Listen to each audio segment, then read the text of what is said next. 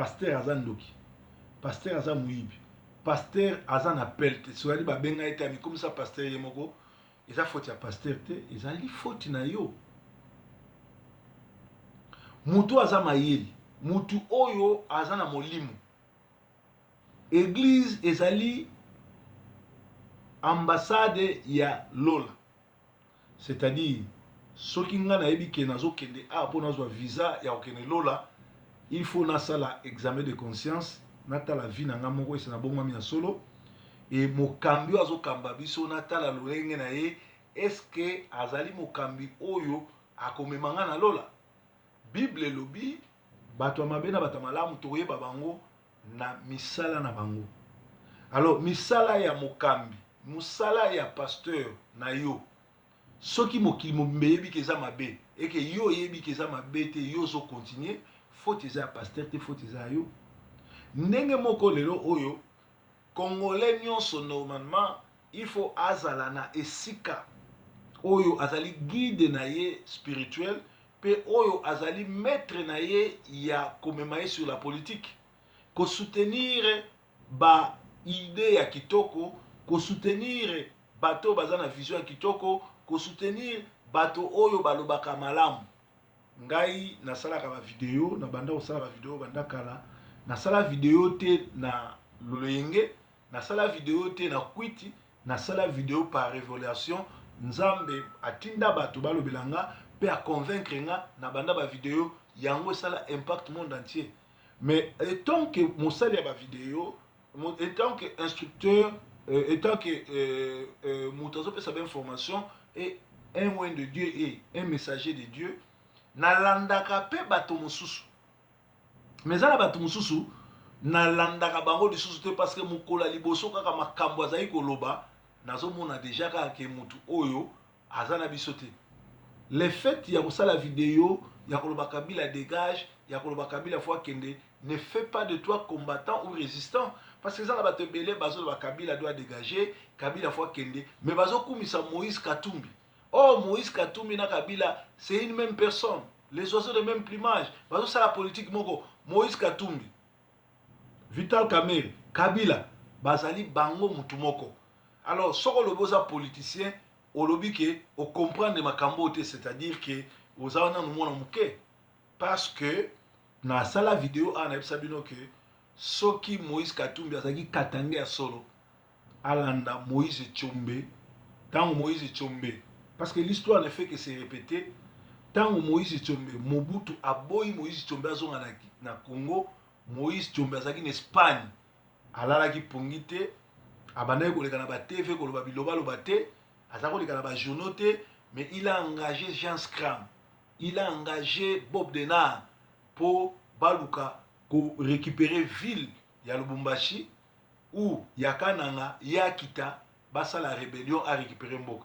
Alors quelqu'un qui te dit que azali libérateur à Congo et Moutalobi qui a dit qu'on libérer Congo, aïe na Mboka azo sala ba vidéo lokola Honoré Ngwanda salaka, aïe na Mboka comme on les na ba chaîne à télévision lokola les Zambiens juifs Moïse Katumbi ou aza imoro abotisa mwana ya frère demi-frère na ye qui sa demi-frère parce que na Bible demi-frère a raté tout ça na mwana libala na mwana libanda, c'est-à-dire ngana ko tomber na ba piège wana te, parce que les demi-frères n'existent pas. Makila oza na mwasi mwana oyo boti na ndako ya libala na mwana oyo boti na ndako na libanda, nyonso za makila moko.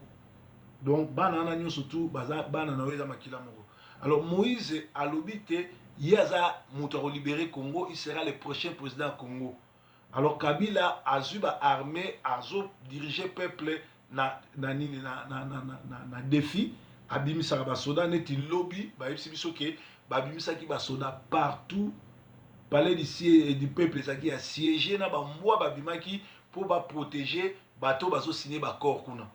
Et boyebi bien que même ba corps na bango oyo ya Kanchech ba kino sala na Kanchech. Et niko la seki mutu wana azo ko gouverner te, aza na population te, mais azo bunda na minduki, azo ko diriger na nko na nkanae. Alors pona kolongola Kabila tozana iloko mibale, Kabila abanga biloko mibale, Kabila abanga ka peuple congolais se soulever, pe Kabila abanga ka armée mususu e ya ko bengana ye na minduki. parce que Kabila en réalité a une armée, a une bande de mercenaires. A évité ceux qui vraient armée et se pointer liboso ya ba mercenaires nae ba reprendre la poudre d'escampette ba okima. Combien de fois ba congolais oyo bazana nzala ba bimi libanda ba botoli Kabila ba soda ba minduki ba bomi pe ba soda bozana ba vidéo bozana ba photo. C'est-à-dire Kabila azali bomona banda ba mercenaires o baza formé te oyo abangaka ba affronter population. Tozana poto totala révolution ezosalama na Venezuela. Tala opposition à Venezuela. Tala ndenge bimisi bat na Venezuela. Tala ndenge population ezo se découdre na la police ya dictateur Maduro. Alors kende ce qu'on a Congo comparé opposition à Congo comparé marambazo sala na Kabila hormona ke ba sala ba théâtre ba sala ba aventure. C'est-à-dire tozana classe politique te. So tozali na classe politique Kabila tobenga na ye mukolo moko tobimi biso no so libanda. Ndenge safa zoloba bozali plus de 8 millions de Congolais bobimi libanda et c'est lui Kabila kei baroboma on fait bato bakokufa parce que mikolo nyonso bato bazokufa na kananga azoboma na ba Congo azoboma na est ya Congo azoboma na Kinshasa azoboma mikolo nyonso tout liwe comme nango normal donc bokolobela te sur liwa parce que bato bakokufa mais il faut to bima to se décider baboma o batika tozumboka puis on en parle plus to bandi masolo mususu parce que Kabila azali illégal azali na légitimité de souté akoki ko engager pays te même ba des chambres oyo ezoke ne ko signer ba arrangement particulier ba chambre na sénat na parlement ezali bongo illégitime alors biloko ndenge wana ezo salama parce que en face na biso tozana ba politiciens yanzala tozana ba politiciens ya mitema mabe tozana ba politiciens balingi mboka te mutu lokola olenga nkoi mutu lokola lisanga bonganga ba matungulu groupe na bango wana nyonso tu ba Bruno Tshibala ba yebisa biso liboso ya histoire ba rolobaka nini ba se défendre ndenge nini abe batu wana baza batu balobi ba congolais balobi balingi changement batu lokola Corneille Nangi oyo akena seni azosala ordre nyonso tu po ba élection esalama te sikoyo akanisi ke bafuti ye mbongo ekoleka malamu me malumalu aza wapi esa mituni malumalu aza wapi esa mituni ngoi mulunda aza wapi alors biloko wana ezolakisa ke na en face na biso toza na bato moko oyo baza ba incivique toza na bato moko oyo bazali bongo bamalade baza bamodi oyo bazali bongo sous la malédiction oyo peuple faut biso to corriger par exemple Honoré Ngwanda azozwa courage ti lelo osala ba vidéo mais pourtant Honoré Ngwanda alobi azali chef to président to mokambi ya résistance tous en deux sortes de résistance résister l'ennemi et ikoloba obambi libanga osali ba marche osali ba boyebisa biso banda mokili banda Honoré Ngwanda na Kinshasa asasa la marche nini bato kutu bayebi ete azata na mutu moko te siko bato tu bana poto balanda Honoré Ngwanda pona nini soko landi bien omona ba olanda Honoré Ngwanda po ba batequateur ça dit baza na souci ya aliba alias de bangala donc idéologie wana souci wana ezotinga ba balanda baza na vision te balingi pe Congo te ndenge moko na bato o les amis de Moïse Katumbi n'est pas un Congolais Moïse Katumbi c'est un Zambien et c'est un Imoro eza ndenge moko na bontu lelo yebsanga aza mutu a pe perdre ou azali mutu ya Kamere donc bato bazo kumisa bato wana bato baolanda bato wana eza bilo mbale so ba bazoba te baza bandoki parce que yebsanga Vital Kamere abala te Vital Kamere aza un impudique un Imoro oyo donc so lelo Vital Kamere a commis président première dame a Rosala Amida azala mwasi ya Kinwani azala mwasi ya Jibe azala mwasi ya bato belé ti mutu mususu aza kolanda Jibe soki nani na bosani comme ya Rami ya Misi soki nani boyebi ba masolo donc mwasi ya ndenge wana bokomisi première dame et c'est mutu ndenge wana ko telema liboso bato alobela pays mais lelo normalement so bato bazaki ko raisonner malamu bato bazaki na makanisi neti ngai mbe batika nani Vital Kamere parce que azali un aventurier tala lelo yo toyebi ta lingi nini azo district bato ke na est abani kolanda ba Kagame ba Rube ba bato wana surtout baloba Rwanda lelo bato si bayebi parce que azoko attiré te. Alors peuple congolais to comme mature. Merci na ba o bazo s'adhérer na Front pour la libération totale du Congo. Nazanga mokote. Ba plateforme mususu pe ezebele bato oyo bazolo ba solo. Bato ba yepona ko yibate ba oyo pona ko distraite. Bo s'enrôler pa na bango. Après recensement, après qu'on soit idéologie, tu as la makasi, puis tu as la débarquement na Kinshasa, tu as na Kabila.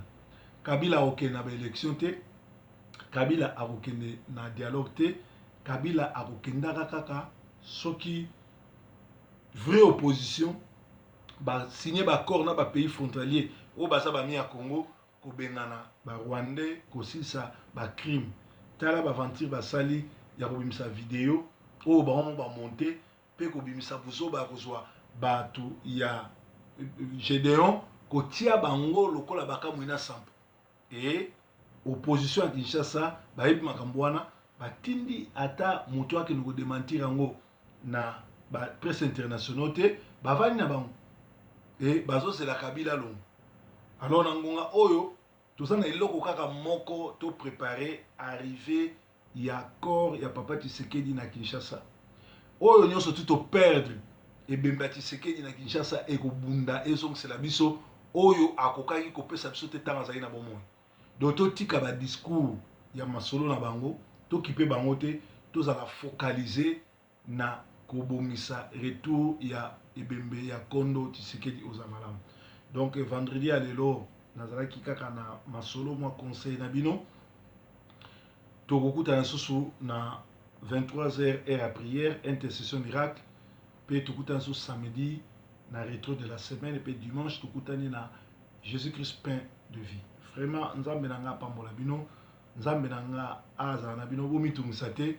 Kabila aza sous président Congo te. Kabila bokobenga sous président Congo te, majorité présidentielle eza société parce que bazali banda ba criminel daye mende alakisi yango. Vidéo oyo bango babimisaki ya montage bakanisaki eko lave bango mais vidéo wana eko prouver que en face na biso toza na affaire na ba escroc, ba bandi, ba voleur, ba criminel, bato wana soki CPI te toko pendre bango na pongabi et aux amalam. Vraiment nzambe azana bino journée malam. Merci pour la confiance. Tous ensemble journée malam. Yesu aza mokonzi. Merci.